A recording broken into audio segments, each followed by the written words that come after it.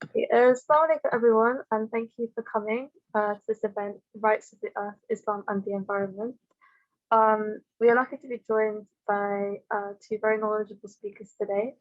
So first we have Fazlun Khalid, who has a worldwide reputation as an advocate of environmental protection rooted in religious traditions, and is now recognized as one of the 15 leading eco-theologians in the world. He appeared on The Independent on Sunday list of the top 100 environmentalists in the UK in 2008, and is also listed amongst the 500 most influential Muslims in the world by the Royal Islamic Strategic Studies Centre in Jordan. He has founded the Islamic Foundation for Ecology and Environmental Sciences, which is now established as the world's leading Islamic environmental NGO, and was also the co-founder of the Islamic Declaration on Global Climate Change, which was launched in Istanbul in August 2015. His book, Signs on the Earth, Islam, Modernity and the Climate Crisis, is now available, and he is kindly dedicating all royalties to the furtherance of the work of the IFEES. So we're very lucky to be joined by him today. We also have Hazim. He's a young Moroccan researcher whose interests range from Islamic environmentalism, creative traditionalism to climate change adaptation. He was a graduate of the University of Oxford, and since then has gone on to work with two environmental think tanks to train people in climate change related topics.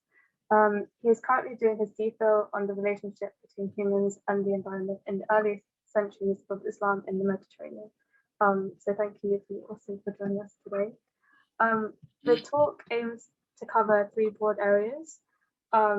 Firstly, evidence from the Qur'an and Sunnah, that is our obligation to care for the environment and how we should go about it. Secondly, the negative effects of climate change and environmental damage, and how that impacts on Muslims around the world. How did we get to this point and who is responsible? And thirdly, the current steps being taken by Muslim countries and communities to care better for the environment and tackle climate change, and what steps we can take as individuals to help the cause. So with no further ado, the first part of the talk on evidence from the Quran and Sunnah. I'd love to hear what you both have to say. Good. Right. We're starting. Hazim, how about you go first? I was about to say you should go first by all means. All right. So we are addressing the first question, aren't we? Yeah. Which is, how does Islam treat the environment? Yeah, and the Islamic position on the environment. And well, you see, all the years, the 35, 40 years I've been working on this whole theme, most of the time I've been looking at it in terms of how do you revive an Islamic environmentalism. Suddenly began to realize, in a sense, that there is no such thing as Islamic environmentalism. Now that might alarm you, but why am I saying this? This is because the environment, which we know as al-khalq, creation in the Quran, is inherent in the Quran. So Islamic environmentalism is inherently Islamic. So why have another title? You see, we are caught up. We are caught up with what you might call, for want of a better term, a modernist jargon. And environmentalism is also in the West, in the developed countries. It's also quite new, because if you go back a little bit and look at the university faculties, there was no such thing as environmentalism in the universities way back in the 70s and even perhaps 80s. And this was a burgeoning crisis. A response to the burgeoning crisis was for them to have degrees and masters and whatever on the environment. So if you look at various ayahs of Quran, if you look at ayah 50, 2021, وَفِي الْأَرْضِ آيَاتٌ لِلْمُوقِنِينَ وَفِي أَنفُسِكُمْ أَفَلَا تُبْصِرُونَ. There are signs on the earth. Ayat fil ard, there are signs on the earth for or people with discrimination, and signs in yourself as well. And then you go to another ayat, the Quran, in Surah Rum 40:40. ظهر الفساد في البر والبحر بما كسبت أيدي الناس. Our mischief has caused fasad on the land and sea. So Allah is inviting us to look at the mischief we have caused and go back to what it was. So what is it? What was it? What was it? And we go to Surah Rahman, a very eloquent surah on the environment. وَالْأَرْضَ وَضَعَهَا فِي الْأَنَامِ. Allah, that verse is preceded by وَأَقِيمُوا الْوَزْنَ بِالْقِسْطِ وَلَا تُكْسِرُوا الْمِيزَانَ. Allah created everything in balance. And then he laid out the earth for all living creatures. You see? But this is unfortunately not being articulated, has not been articulated in the manner it should have been given the current crisis. And that is my point, is we need to revive and revise this teaching. There is a thing called ilmul khalq, knowledge of creation in Quran. And you see, you can turn, and I tried this experiment, a few weeks ago. Any page you turn at random, any Quranic page you turn at random, 7, 8, 9 out 10 times out of 10, you'll find a verse that is referring to the clouds, the ants, the bees, the earth, and so on and so forth, all relating to the environment. You see, so that's where we are. So I would just say the Quran is inherently environmental, and we need to imbibe these lessons and begin to rethink our position vis-a-vis the relationship of the Muslims to nature. I couldn't agree more. I think I might just add a few dots really to the very nice kind of take you took on that. I think in many ways modern society is suffering from a sort of not to use a fancy term, but an otherization of the environment. We see ourselves as separate from nature, the environment. I mean, the proof of it is really just the number of words we have for it, and we don't really know what we're talking about. We call it nature, the natural world, the environment, the physical environment, the outdoors. We can't really agree on a term because we're not sure what we're talking about. And it is in many ways, I guess, a symptom of modernity that we have come to see ourselves as separate from nature, and therefore we have to have an ism, like you said. You have to have an environmentalism in order to revive the connection. And the truth be told, if you look at a text like the Quran, the perspective on nature is not separate, it's not other, it's imbibed in it, and therefore it's very hard to look at it with an environmentalist lens because there is no such perception of distinction. So perhaps the first step is really to see that we are maybe first part of nature. So we are in the environment we're talking about. It's not outside of us. And maybe the second step would be to see it in us. So the environment is in us as well. We are kind of a small representation of what's going on out there. And we kind of stand as a middle point between also the big microscopic level and the microscopic level. So it would be nice to reflect on how, I guess, human beings do not hold a unique position in that they're different from the rest of creation. We are also part of creation, and therefore we should look at the Quran not as a book where we could maybe fish for environmentalist quotes, but as a book that tells you how to be in nature, if you want. And this should naturally lead to some sort of extension of ethics, just like the birds are mentioned in the Quran to be a nation like other people. I believe that's in 638. We should naturally then extend the ethics to our brothers and sisters, to the birds as well, because they are nations like ourselves. So it is a kind of very simple, logical conclusion that if creation is also like us, then we should treat it like we treat other human beings. Yeah, sure. Yeah, I agree totally, and this is what we have lost. But the interesting, so it is organic. It is organic. We are part of nature. We are part of the natural world. The nature, in a sense, is an abstraction. So when you could define, what is nature? That abstraction consists of tangible things like the trees and the plants and the clouds and the seas. We are integrated into that. You see, and when we take from it, we take from it as much as we want, but we don't tend to, in modern times, come to the realization that we need to give as well. You see, but we'll talk about that later in the next question about the aspect of consumerism and all that. So there we go. So I have, in fact, in summary, nothing more to add to that perspective, except to say that we need to regain that consciousness, which Hazim has articulated quite well. That is, we are integrated into the natural world and we are not separate from it, and that we have a responsibility to look after it as Khalifa. I would maybe for the audience who may not know of some interest in ayahs and hadiths. I mean, it's worth looking at the hadith, for example, where the Prophet ﷺ picks up the stones and the stones start speaking.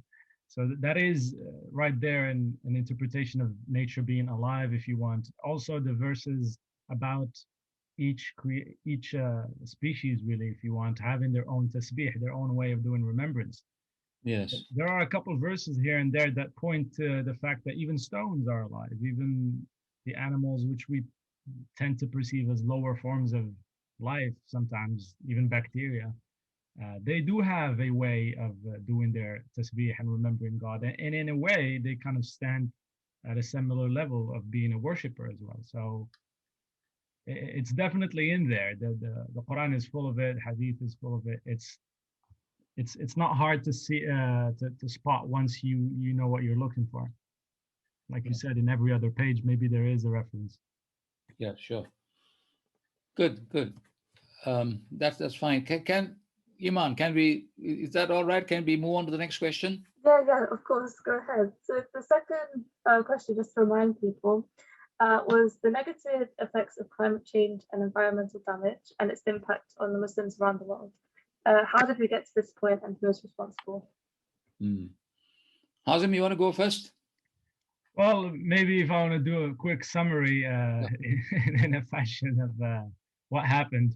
In many ways, I think it was a combination of a changing of perspective, that we are here on earth not to obey God, but maybe to create heaven on earth, and therefore we started going crazy. Maybe then you want to mention the great discoveries and how particularly European man went about discovering the fact that the earth was almost unlimited and consumption went through the roof. The Industrial Revolution, very much a perception of nature as resources waiting to be exploited. And then maybe as of late, the great acceleration after World War II towards the 1950s, where basically all the trends, socioeconomic or economic in just pure terms, also went exponential. So we have massive consumption. We have also I guess the rise of capitalism in general, and the fact that human beings just turned nature into a commodity to create wealth in society. And that is kind of what got us here in the first place. You can't really compare the cutting down of trees that was happening back at the time of the Egyptians or the Greeks to the global scale environmental crisis that we have now, which is everywhere. There's a little bit of a qualitative difference, but human beings have always been, in some sense, in some sort of exploitative relationship with nature. That is, except for the populations that realized maybe early on that nature was sacred, that maybe there was something to be done about the relationship to keep it sustainable. Maybe Dr. Khalid want to say more about that, I guess. Yes, thank you, Hadim. I agree with much of that, all of it, really. Spot on, really. I would take a couple of steps back and remind you of the aspect of what the Quran calls the fitra. Allah subhanahu wa ta'ala created this earth, and then He created a kind of patterning, what you call a primordial patterning in the way that nature works, and that we call the fitra. That, in my estimation, the kind of natural patterning that made it possible for the growth of agricultural communities, and then cities, and then empires, was made possible by the patterning of fitra that allowed the growth of these civilizations. They allowed nature to function, allowed sentient beings to grow and function as communities. And that, in my the time period I'm looking at, is the last ice age retreated, when the ice retreated about 12,000 years ago, and there was a stable climate which existed for hundreds of thousands, if not millions of years, where the carbon content, the parts per million of carbon stabilized at about 280 parts per million until the Industrial Revolution. Now, the ayat I'm looking at is Surah 40, Room again, and ayat number 30, by the ayat on fitra goes, Fitrat Allah allati fatara nasi alayh. And he says, La tabdila li khalqillah. Allah created fitra, Allah created a patterning, and he originated us in this patterning. So he created a perfect world, and they originated the human being in this patterning. And he warns, La tabdila li khalqillah, you will not change my creation that I've created for you. ذَلِكَ الدِّينُ الْقَيِّمُ وَلَكِنَّ أَكْثَرَ النَّاسِ لَا يَعْلَمُونَ. And that is the right religion, that is the right deen, and you do not understand what I'm talking. And that is true. You say, I'm warning you. That kind of refrain is quite common in the Quran. I'm warning you, but you do not understand. And that fitra patterning is what, as Hazim described, that is the one that has been upset. That's the one, that patterning has been destroyed. And we have set up a kind of a political economy that is now making consumers of all of us. You see, the way that question is phrased, Iman, it suggests, I'm not critiquing the question itself, but it's interesting to point out that it does not impact on the Muslims alone. You see, because we have to come to the recognition that we are sharing a space. Earth is a shared space. And no matter what we do, anywhere impacts on somebody else somewhere else. For example, why is the Solomon Islands or the Maldive Islands is threatened by being inundated by the sea? Why is that? Because the Solomon Islanders nor the Maldive Islanders were not industrial. So how is it that the industrial impact of the way that industrialism evolved in Europe and then the United and America, which resulted in the increased standards of living and greater consumer output, and then eventually a greater output of what you might call greenhouse gases, was from the West, from the developed world, then it impacted the so-called innocent, underdeveloped world, where people had absolutely no industry that could do any damage at all. You see, so in that sense, I'm using this as an example of an interconnected, interrelated world. What we do today, what we sneeze today, it'll have an impact on the world tomorrow. And I talked about the political economy, you see, and I would point out is that we are sort of hung up on words like prosperity, progress, development, growth, and so on and so on and so on. But all these ideas about economics, which is intrinsically part of the political economy that we are surviving in, is what you might call linear. It's a linear aspect of progress that I'm questioning. because we cannot progress in a straight line, consuming and consuming and consuming away, when we are in fact in a paradigm that is cyclical.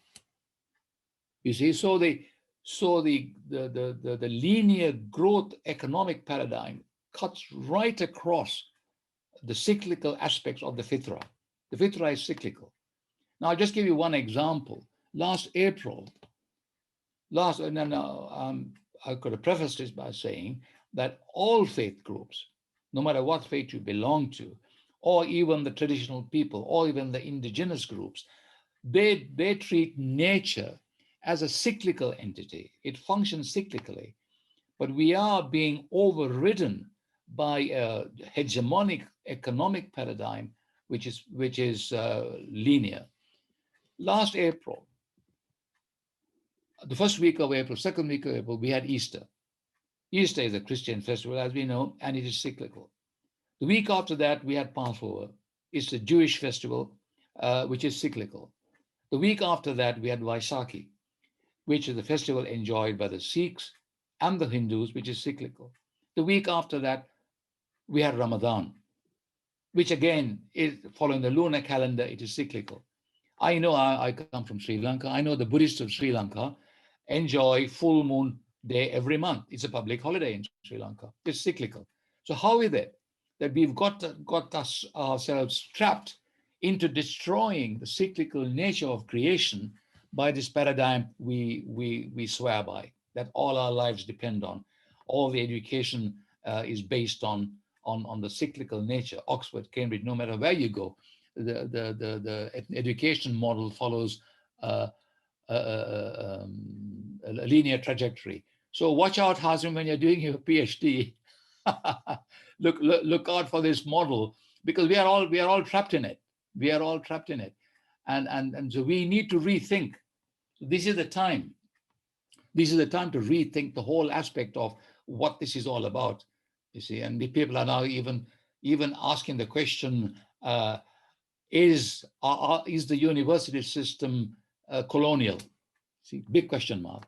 I'm not suggesting for 1 minute you give up all your degrees or whatever. By all means, do your best and get your qualification and your degrees, because you need to earn a living as well. You see, but that's what I have to say about the subject, because we are not functioning as Allah intended for nature to function. We are going right against the grain. Very well said. Very well said. Yeah. I was just thinking, there is a kind of discourse out there that says that, particularly when it comes to climate change, the whole idea of climate justice brings about the fact that it is usually poor countries, less developed countries, who are suffering more from climate change, which is caused by the more developed countries. A simple example would be, like you said, the Maldives versus the United Kingdom, or Great Britain previously, which started, emitting carbon dioxide in the 1800s, 1700s, compared to Maldives or a country like India, where the pollution, so-called greenhouse gas pollution, only started recently. And there is this whole issue of who's got the right to pollute now. So it's more like we're taking turns polluting the earth, because the only way we know to progress or to develop economically is to pollute, is to emit greenhouse gases. For those of you who want to read more about this, it's usually called the decarbonization of progress. And it's interesting because most of these least developed countries happen to be Muslim majority countries. But that is also, again, not only Muslims who happen to be affected by that. It's an unfortunate coincidence that most countries that were colonized had some sort of fate system going on. And it's also an unfortunate coincidence of history, or a circumstantial thing, where most colonizers did not really work under a fate system which had nature in its backdrop. So we're looking at Christians who were working with some sort of extraterritorial ethics. Ethics did not apply to Native Americans when the Europeans went and colonized the Americas.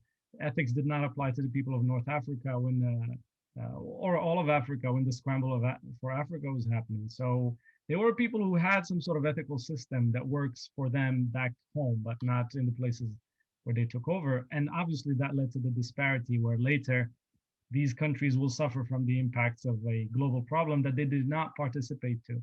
But I just want to point out that we shouldn't fall into this sort of blame game where least developed countries just want money back or want compensation money, which is term loss and damage, compensation for loss and damage.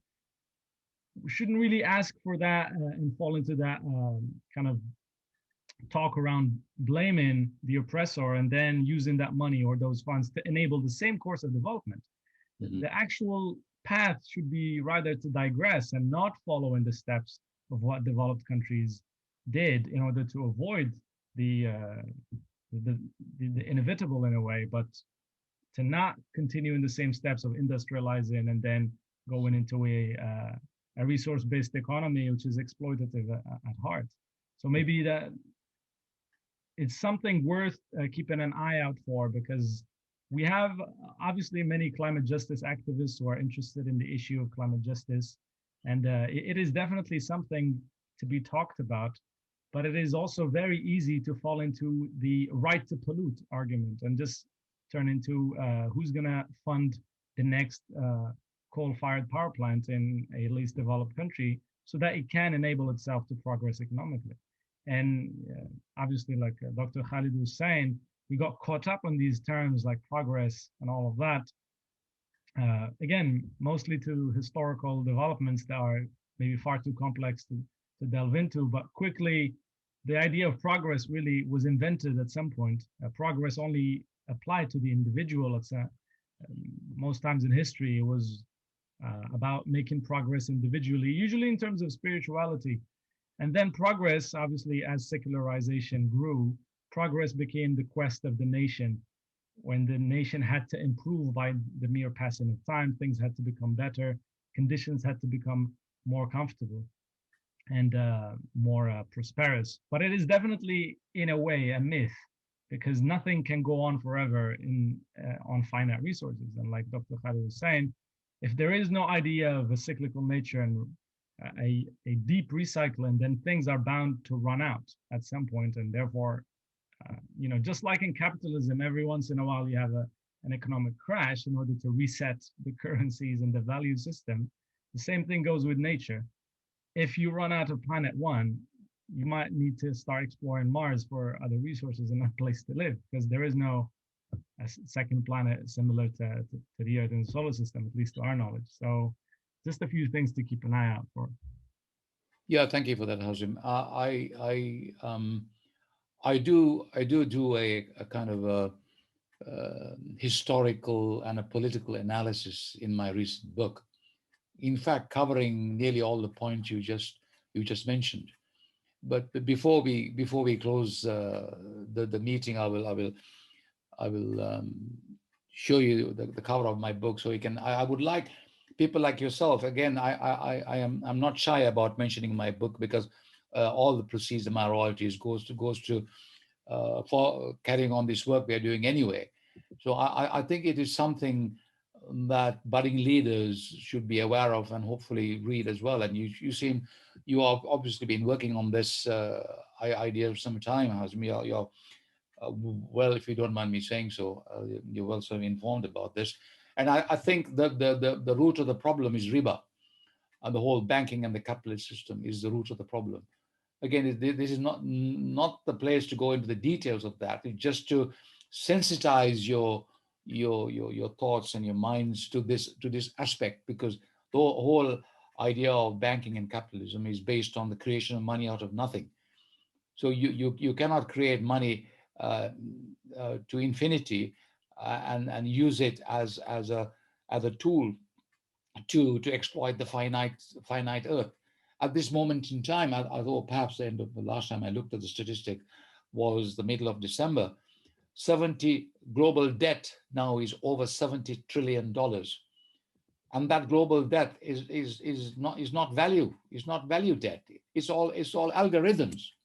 So imagine this debt being deployed to exploit the earth. In the mind boggles. So money is now a virus.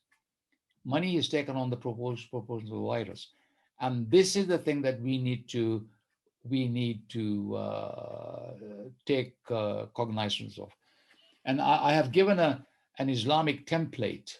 We have to go back. We've got to rewind. We've got to go back to the future because it's going to collapse anyway. And I read this kind of these warnings not coming from the Islamic scholars or the imams or the knowledgeable people from wherever or whoever, but it's coming from top level mainstream academics. Well, for example, Stanford University, the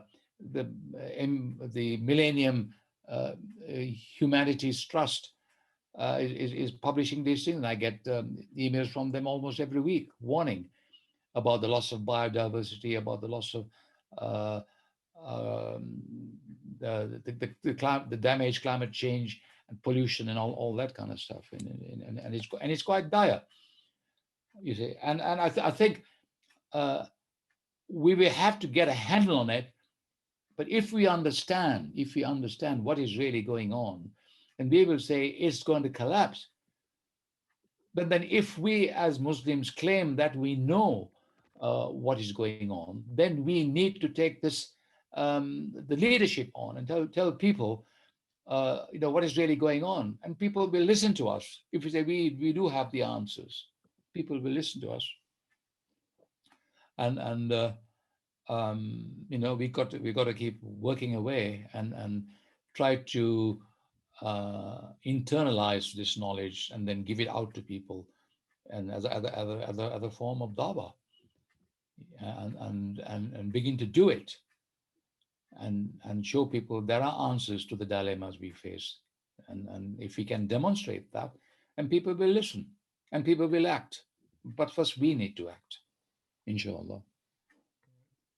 I wonder if that's a good point to move on to the third question, which is the current steps being taken by Muslim countries and communities to care better for the environment and tackle climate change, and what steps we can take as individuals to help the cause. You want to go, Hazim? I believe Dr. Khalid should share with us a bit of what your organization does. Okay, sure. I'll no problem with that. Can I inject a couple of thoughts here? In the time that we've been around, and our organization been around for about 40 years, and we became a charity in 1994, and we try to, and we are, may surprise you, we are all volunteers. We don't get salaries for our work. Alhamdulillah, it's all right. I'm not complaining, just a matter of fact anyway. And so we work on a consultancy basis, and if people want our expertise in, we go and help them and do what we can on given the kind of the needs. For example, 18 months ago, we worked with Plymouth Marine Lab and Exeter University in looking at the Western Indian Ocean coral reefs. And because the Western Indian Ocean, most of the fishermen are Muslim. That was one of the things that we did. But what I really wanted to say was we initiated, because there was so much in the Quran about environmentalism, and that the ulama and the people who are in the forefront of the teaching have not really taken this on. And I say without apology that we have become 5 pillars Muslims. If we do our ibadah, no matter where we are, whether we are in the United States of America, or whether we're in the Maldives Islands, or even Saudi Arabia, we do our 5 prayers, and then we go on with our consumerism and destroying the environment and cutting down forests and planting oil palm and all that kind of stuff, that's what we are. But there is this deep knowledge in Islam, which we have called from our organization. We are sticking our necks out here, but we always invite ulama to work with us and correct us if we are wrong, or shape our thinking, is a body of knowledge called ilmul khalq, knowledge of creation in Quran. You see, now so far, this is not a magic solution, but so far, there has, as I said before, there has not been a need for this kind of enterprise or this kind of thinking, because the whole of the Quran is ilmul khalq. So I went back to university and researched the ayat of Quran based on the root khalaqa, khalam khaf. Khalq, creation. Khalaqa, to create. Khaliq, the creator. Khaliqul Bari al Musawwir, Allah the creator, the giver of shape, the giver of form. It's all there. You see, that is then the shape of environmentalism. You go back to that word again. We are speaking English, we are living in the modern world, so forgive me, going back to the word. The shape of environmentalism is in the Quran in the form of ilmul khalq. Then what happened? How did that ilmul khalq then get translated into amal, into action? You see, then you go back into the fiqh and say, subhanallah, there's a thing called fiqh al-biyah. Hazim, you know, biyah is not a word in the Quran, but it's an Arabic word that is used to describe nature, surroundings, right? Yeah. That's biyah. But there's a fiqh on it. But why isn't this one of the books of fiqh in the hadith? That is because it was organic. It was not found to be necessary. It is not that Muslims and Islam is backward in the environmental issue. It is that it's always been there, and we have only just woken up to the possibilities after we have been causing so much damage. So I say, wake up, Muslims, it's all there. You see, in the fiqh, I had a brief chat with Hazim before we started. We talked about Agdal system in Morocco. There are a thing called the Harim system, the Hema system, Ikhta, Ijara, the system, and the Waqf systems. All these systems are there. And we call it Islamic natural resource management. It's there. And we need to go back and revive it. You see, now I've been working with a very dear old friend of mine, Uthman Llewellyn. He's of American origin, but he's been a Saudi citizen for the past 40 years. I went with him to the mountains of northeastern Saudi Arabia, where he has developed, based on the Islamic teachings, he works now, he's the environmental planner for the Saudi Wildlife Authority, which is at the present time being integrated into the Ministry of Agriculture. Now, the Islamic Biodiversity Project, he's re-established a HEMA in the high regions of high mountains of Saudi Arabia, trying to revive the dead, the HEMA system. And then there is a Harim system. Again, the Harim system is a protected zone, from the root of which comes from Haram and Haram Sharif. Haram Sharif, Mecca, Medina are protected zones. So it has come within that ambit. And so the Harim system used in the environmental ethics in Islam is, it gives you precise measurements about what to do about protecting watercourses. For example, each half the size, width of the river on each side of the river, the bank, is a protected Harim zone. 20 cubits. A cubit is the distance from your elbow to your fingertip. 20 cubits surrounding a well is a Harim zone. There are Harim zones under shade trees. You see the possibilities. You can create hemas for reforestation, hemas for butterflies, hemas for wildlife, orangutan or the tiger. Possibilities are endless.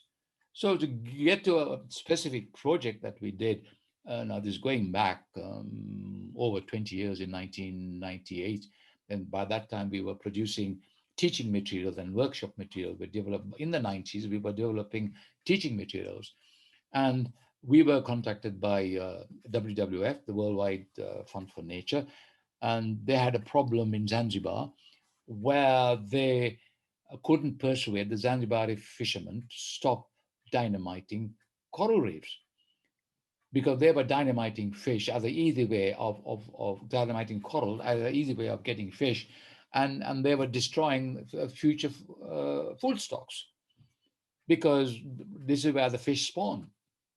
And WWF, together with the MacArthur Foundation, couldn't persuade the Zanzibar fishermen to stop dynamiting using secular means. So we were invited to go and try out. And I was working on producing a workshop through the old slide system. You know, things are moving so fast. I don't know if some of you know about the slide. You know what I'm talking about, Hazim, don't you? And you, Yeah. Mark? The old slide. And they went out of date very quickly, but this was going back to 1998.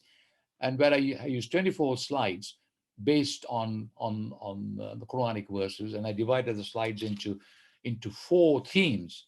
One is Tawheed, which we call the principle of unity. And the second principle was Mizan, the principle of balance.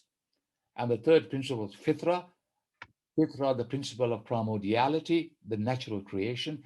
And the fourth principle of Khalifa, principle of responsibility.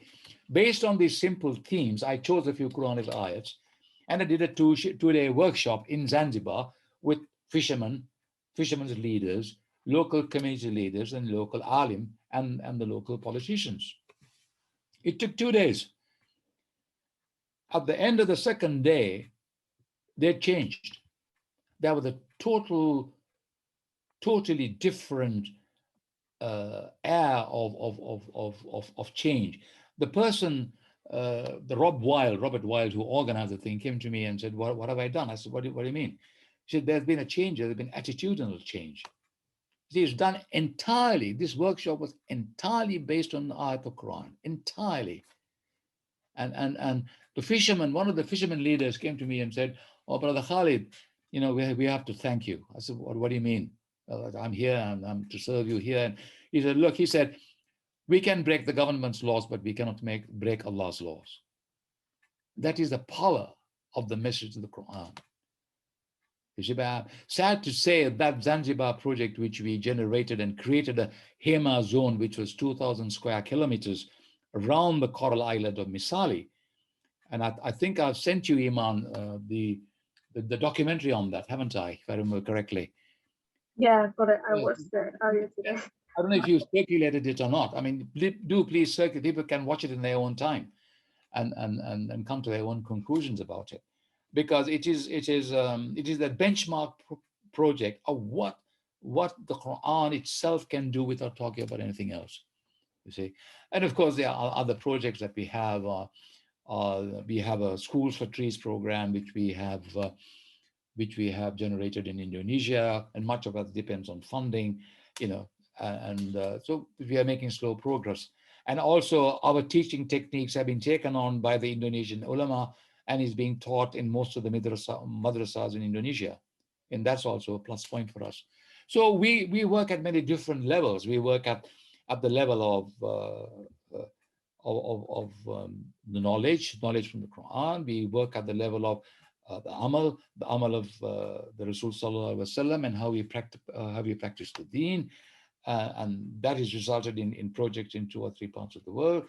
And we are also engaging with people at an intellectual level, as a discursive level, as we are doing now. So there we go. So we are available. We are available. But in the end, the property of this business is yours. Is for people like yourself, like thought leaders like yourself. You are the future. And you need to then begin to take this on, understand it, and then put it across. And we offer it to you, and we are available for you, and take advantage of what we are doing. So there are 3 levels of talking at this level of doing projects. There is a level of working which is at the NGO level. There's the level of working which is the state level, and the state level is project orientated at one level, and then there's government policy at another level. There's project I'm talking about in the High region, when I'm talking about the biodiversity project in the High Mountains, is a state. It's a state project. It doesn't apply statewide. But then we go on to macro policies of the state, and what do they do about climate change, and what do they do with reforestation and deforestation. Now, I can say one of the people I do admire is the Prime Minister of Pakistan, Imran Khan. I met him once in one of the Davos conferences about 3 or 4 years ago.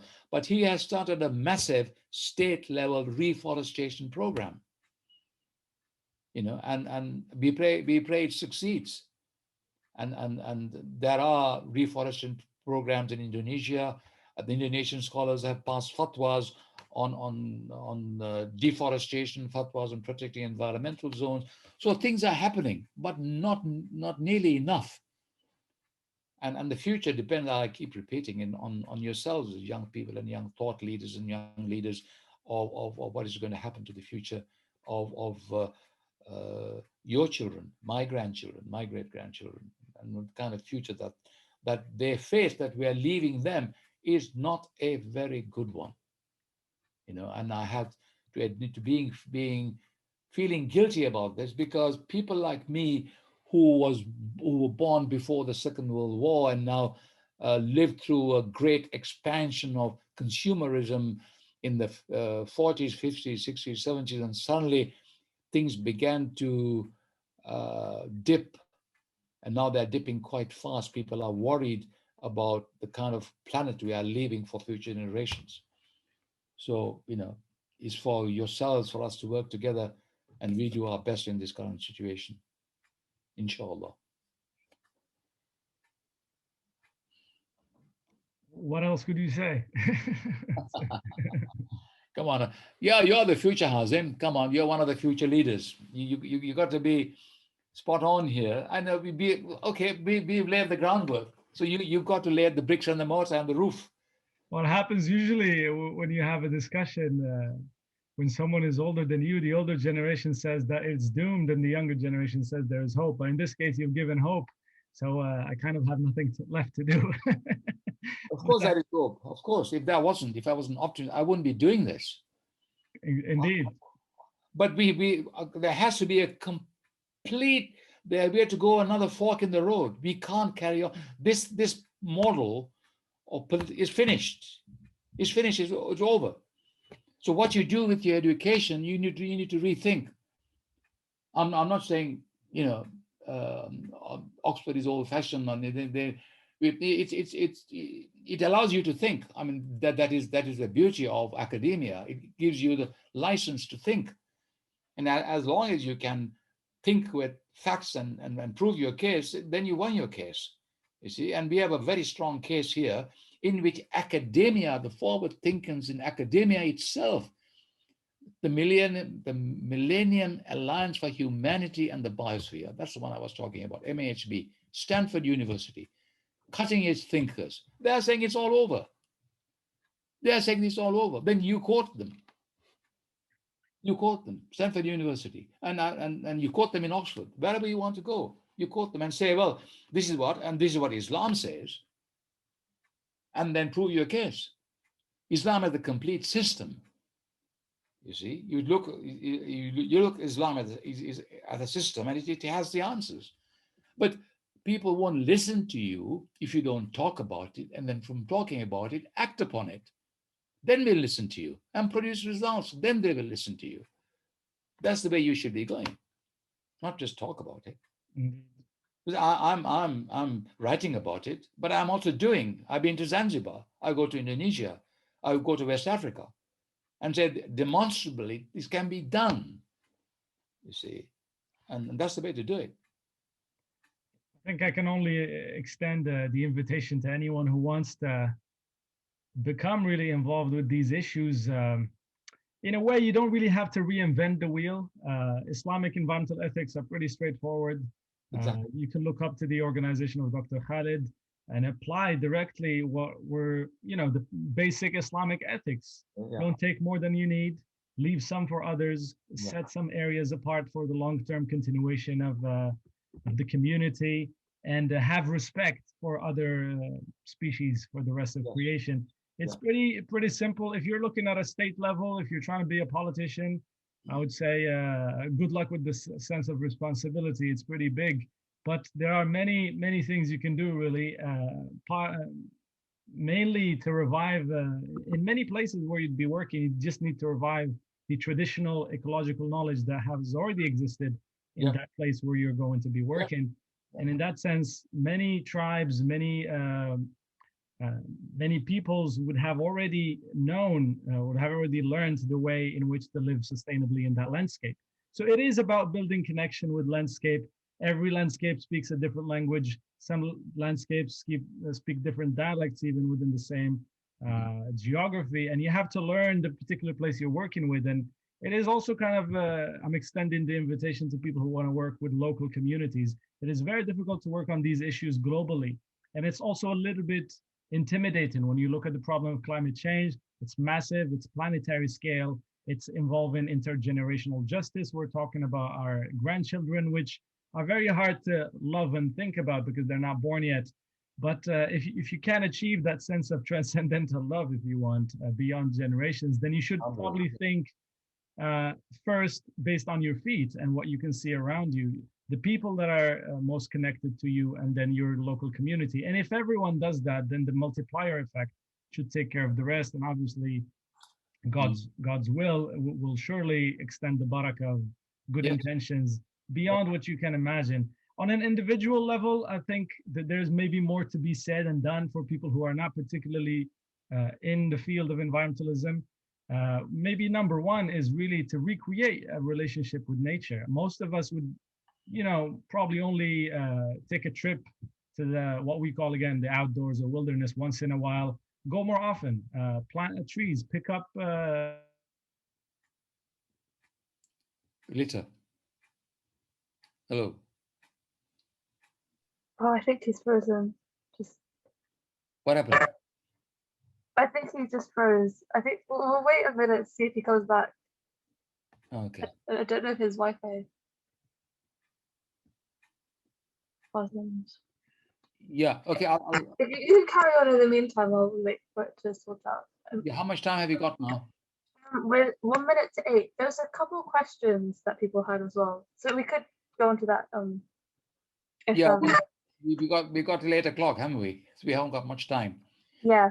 Can I just, I don't know if you can see me, but can I just display this book? Oh yeah, we can see that. Yeah. It's called Signs on the Earth, Islam, Modernity, and the Climate Crisis.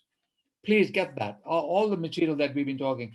It is a political, historical analysis with integrated verses from the Quran, and it's been highly recommended. It's a masterclass on Islamic environmentalism, and it's available in Amazon, and it's going to be reprinted again in about 2 or 3 months' time.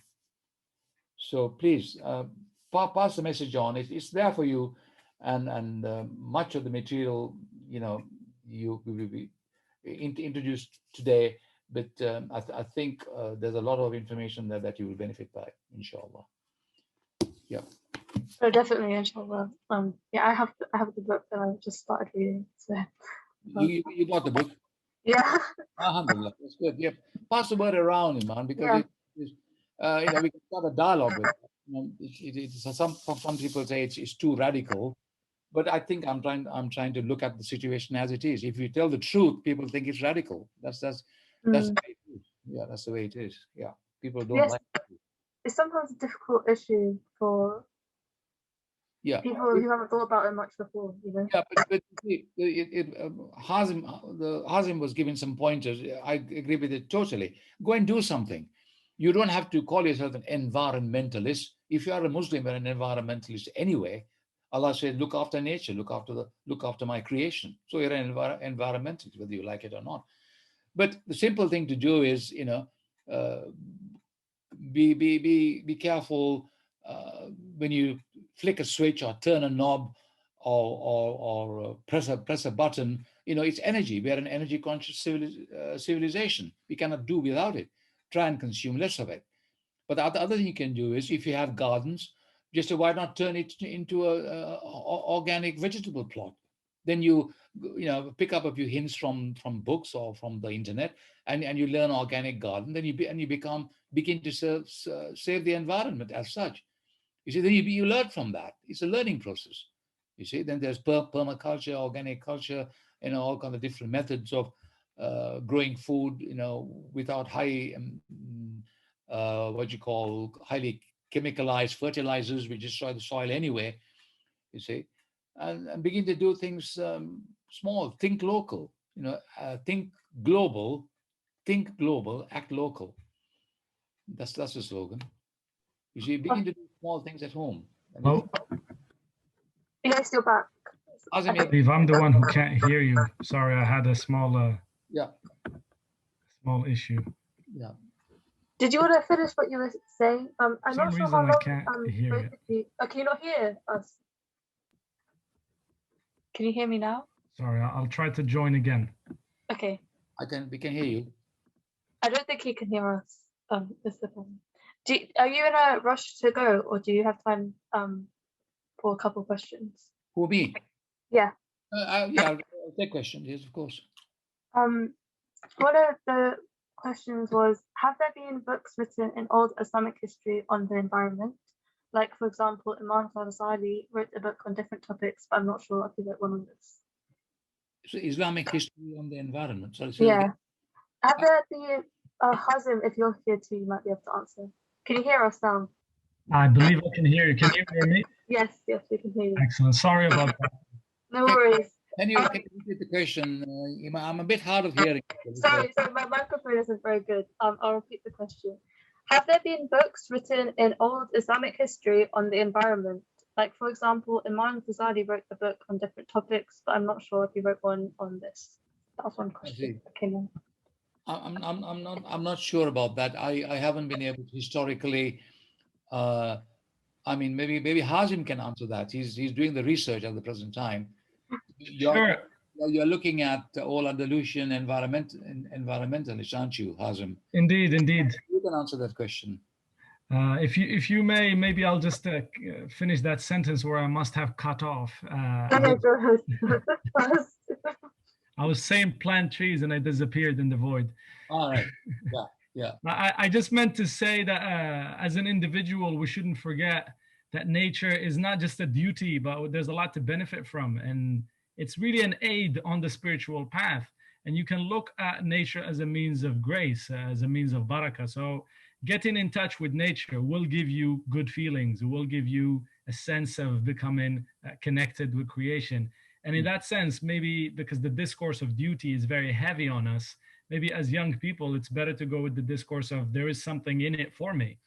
And I will benefit by learning the lessons of creation if I get in touch with nature. So planting trees or picking up a serious allotment, or maybe just a windowsill plant, dealing with animals in a kinder manner. All of these things, there's definitely benefit in. And to move into the question, again, it's a little bit difficult to pinpoint because, like I said, there is no such thing as Islamic environmentalism in past history. What there is a focus on community-based natural resource management, like Dr. Khalid was talking about. So there are books that talk about pollution as a particular aspect, and these go all the way to the 11th, 10th century. I can't really name books right now out of the top of my head, but I can provide them if someone is interested to get in touch. There are books that talk about pollution of rivers and how doing so affects the rest of the community. There are books that talk about the proper ways of hunting to not basically overkill and end up upsetting the biological balance. So there are books in that sense that can be interpreted. If you apply the lens of environmentalism on them, you will see things, but they're not really environmental books. They're books of fiqh sometimes, they're books of suluk or discipline, and they're targeted to the reader who doesn't know and commits mistakes by ignorance. So there is some of that out there. Yes. Yeah, that's interesting. I think important point being they are not classified as environmentalism because there's no such thing as environmentalism in Islam. I mean, this in fact reminds me of a trip I made to Aceh in Indonesia soon after the tsunami.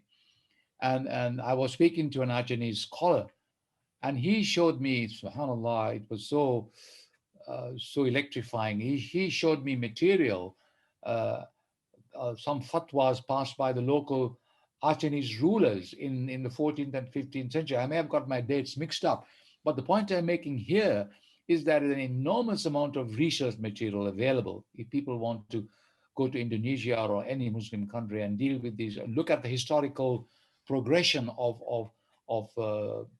protecting Allah's creation, or how people interrelated, how people um, made their living out of creation and looked after creation. There's a whole load of stuff there. And the fiqh is quite deep on this. Again, in chapter 5 of my book, I do give a kind of um, in-depth study of the kind of material that is available for people who want to go down this road, and it's quite important. Yeah. There are two more questions, so if it's okay, we'll go on to we'll just do those two and then we can wrap up. The first question was, numerous studies show that going vegan is the biggest way to make a positive impact on the environment. How do you incorporate this into your environmental ethics? Can you repeat that question again, please? Imaz, I'm a bit short of hearing. If you could repeat. Sorry, so I'll speak louder. Numerous studies show that going vegan is the biggest way to make a positive impact on the environment. What is the biggest place? Sorry? Going vegan. Vegan. Oh, I see. Vegan. Oh, right. Okay. Yeah. Come on. How do you incorporate this into your environmental ethics? Right. Okay. That's inshallah. I mean, yeah. I mean, one of my daughters is a vegan. I mean, look, I think it's a good idea. I think veganism is a good idea, but one daughter is a vegan, and the other daughter is into alternative medicines and all that kind of that area of expertise. You see, but the point is, how I would begin to answer this question is that the whole of society is inorganic. There is nothing organic about the civilization that we are living in.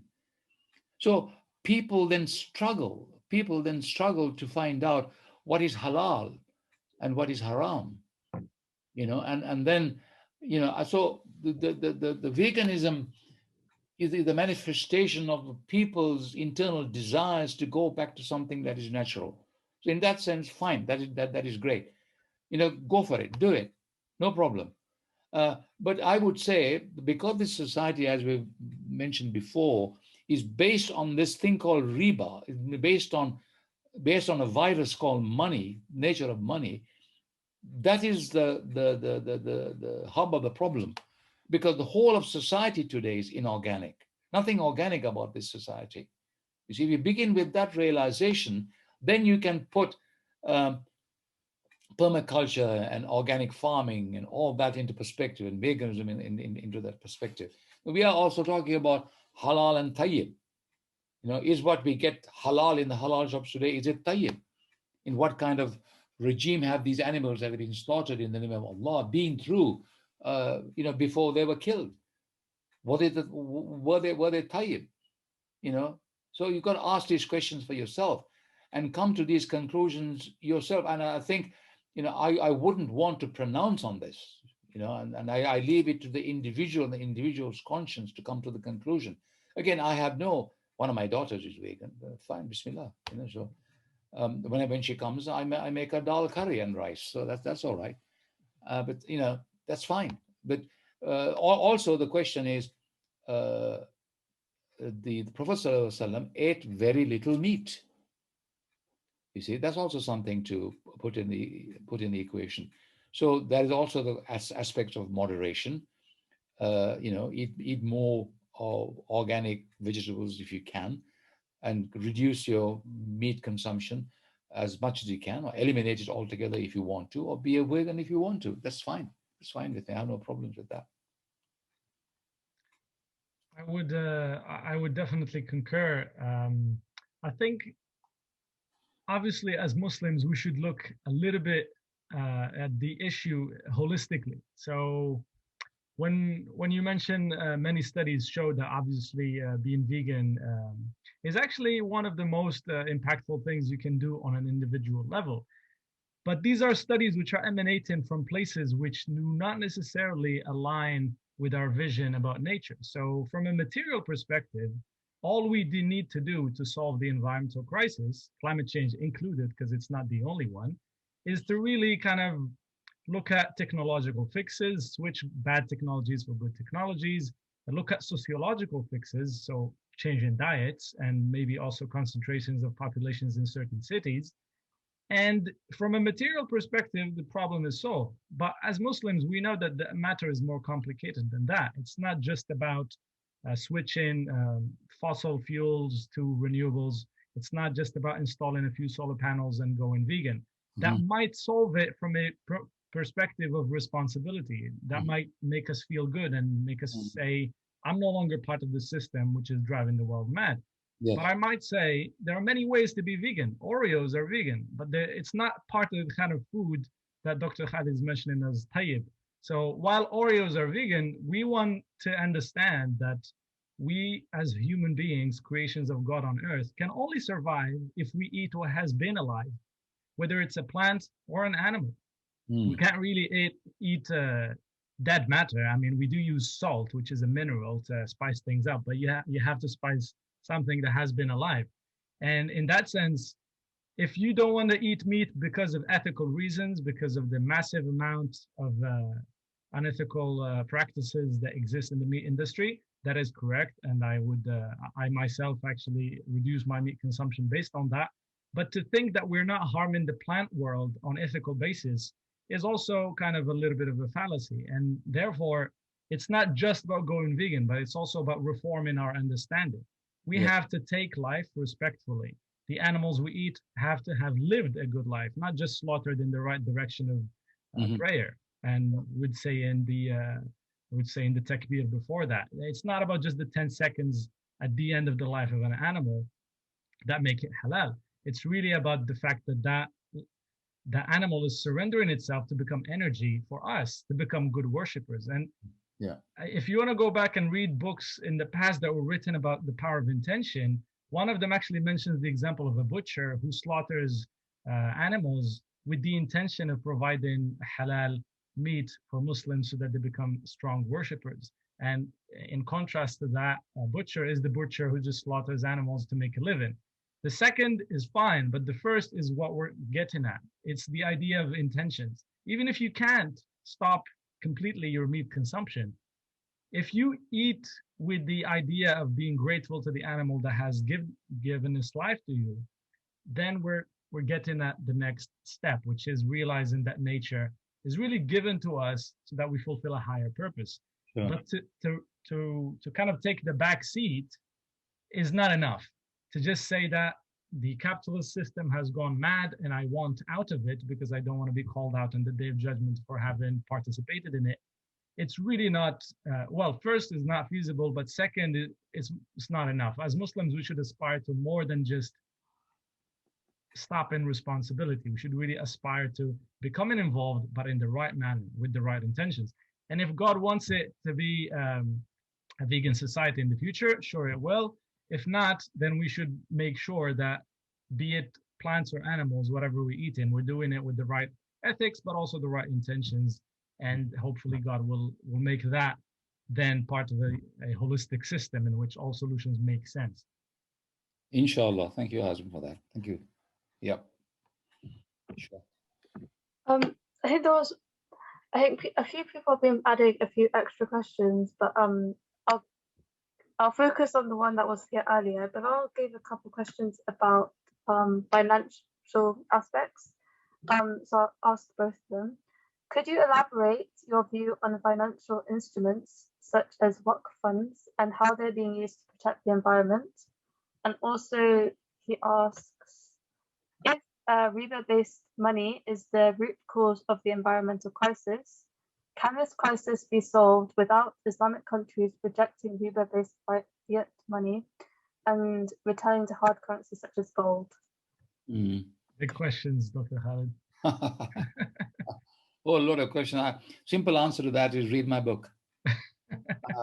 But I'll give you the gist. I mean, they are very, very, very important questions. Very important questions. I liken the money that we use today as a virus. You see, the thing is, money, broadly speaking, money is part of the human genome. We need it. We need it for transactions. It's right from historical times. From the moment there's the Stone Age people exchange a stone axe for a rabbit or whatever, we are exchange animals. We need to exchange. Then the nature of exchange got sophisticated as we progressed in historical times, and somebody had the idea of getting a piece of metal that glittered, which we call gold or sometimes silver today, and said, "I'll give you this piece that glitters for a rabbit, if you like." So that was the first coinage that transpired in prehistoric times.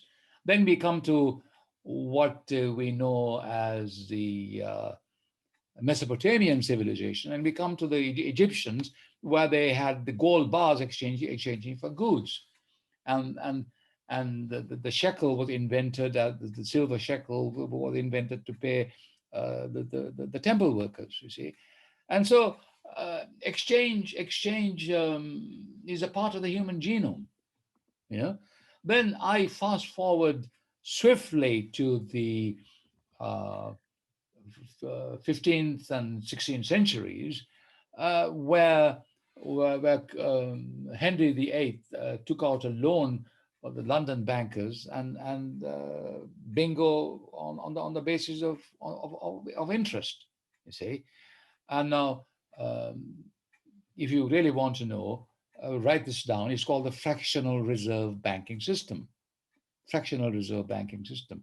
It meant that as long as you have in very simple terms, I'll put it very, very simply. If you're a banker and you had £10, you can lend out £100. And you want that. There's also an equation, M equals 1 over R, of how we can do it. So you can create money. You see, if your parents went out to get a mortgage from a bank, and if the house was worth, say, £500,000, and your parents put down £100,000 deposit, the £400,000 is not actual money; it's just a ledger entry. But now it's a computer algorithm. Money is just now a computer algorithm. If you go and buy a pair of shoes and you pay your credit card, there is no money exchange.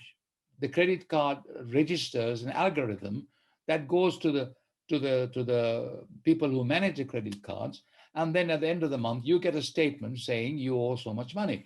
Money never really appears. So the whole idea of money in prehistoric times has changed as a result of the banking system being allowed to create money out of nothing. I call this a virus. Now, Adam Smith, the father of economics, he wrote in the late 18th century that money is a commodity. He says it's the only commodity that can be created inside a very luxurious banking system by somebody writing a ledger or pushing buttons. You see, and it can be created to infinity. So you have hedge funds, and here are hedge funds people playing tricks. Then you had the financial meltdown in 2007 and 2008, which nearly brought the global system down. And if you want to read about the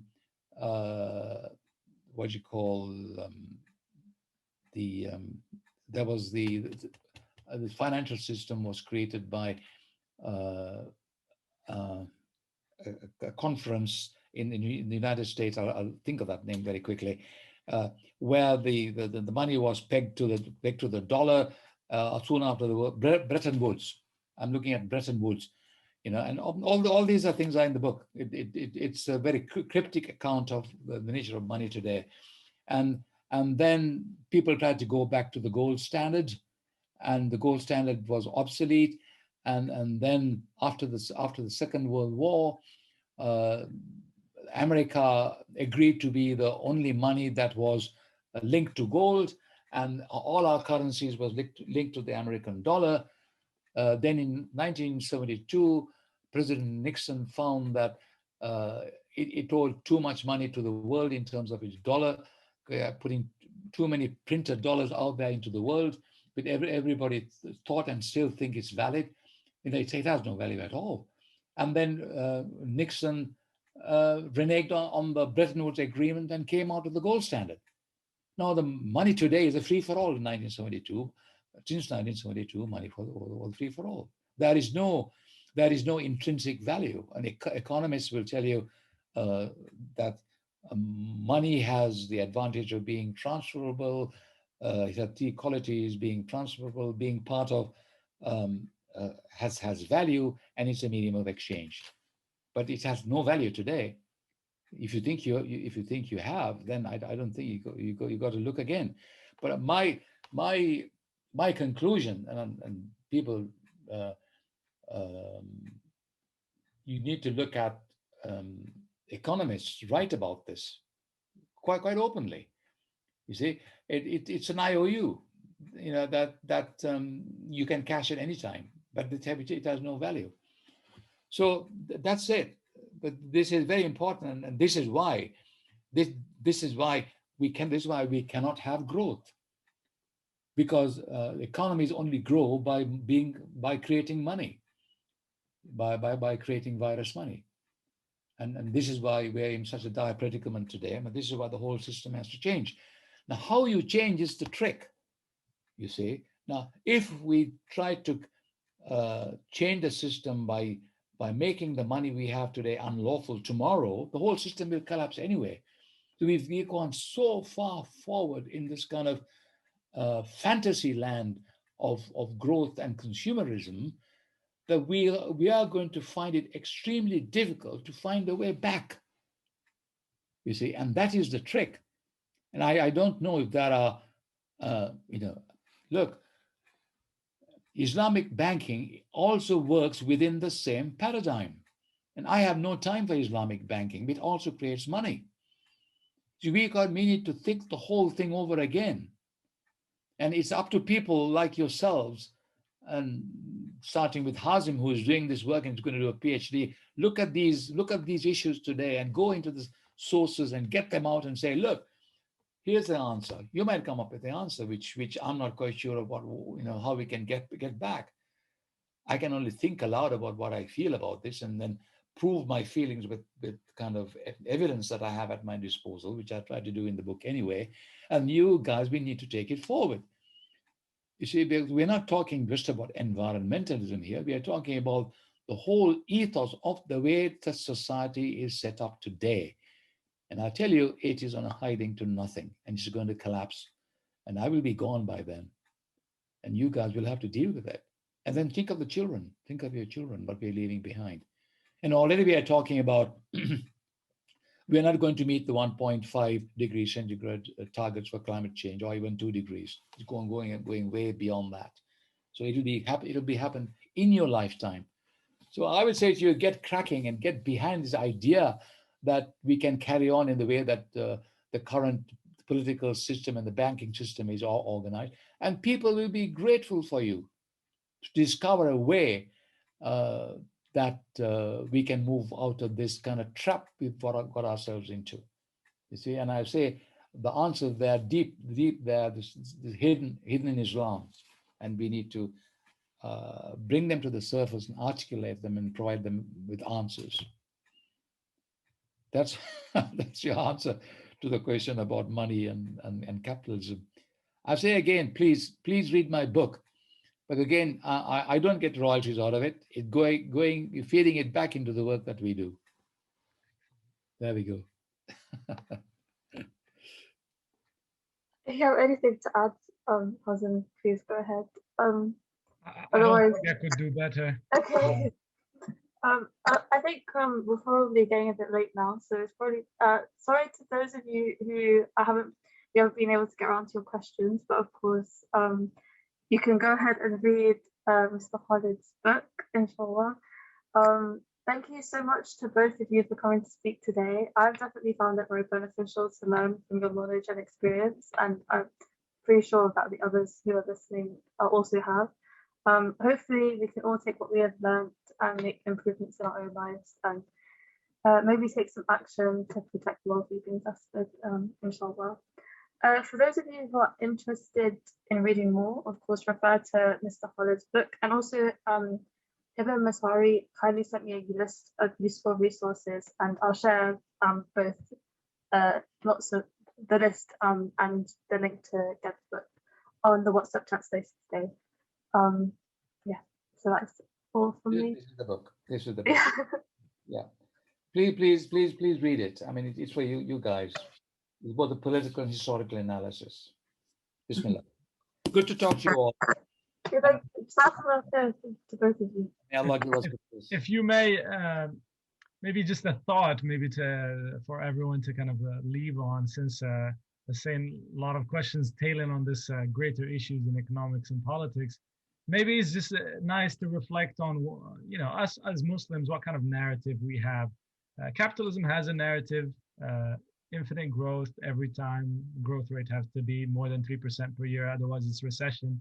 So we hope to get an infinite state of good if the growth rate is more than 3% every time. The communists had their own narrative, the socialists have their own narrative. It's good to think what the Muslims' narrative is. And maybe I'm hinting here to a hadith of the Prophet where he says, even if the hour comes and you're planting a seedling, then continue to plant it. So maybe what kind of narrative is that? And just a thought to let people kind of ruminate on that. Maybe there is a lot of answers in that. It's what happens towards the end of time. And other hadith is, if he had a pile of gold as big as the Mount Uhud, he will give it all away and keep just 2 dinars to pay his debts. That's true. Yeah, that's another way of looking at economics. Alhamdulillah. Thank you, Iman, for your chatting the meeting, and Bismillah. Thank you, Dr. Khalid. Thank you, Hazim. For your insights. Do keep in touch. Thank you, Iman, for organizing this as well. Thank you for everyone who participated and listened kindly to us. Okay. Assalamu alaikum, everyone. Wa alaikum.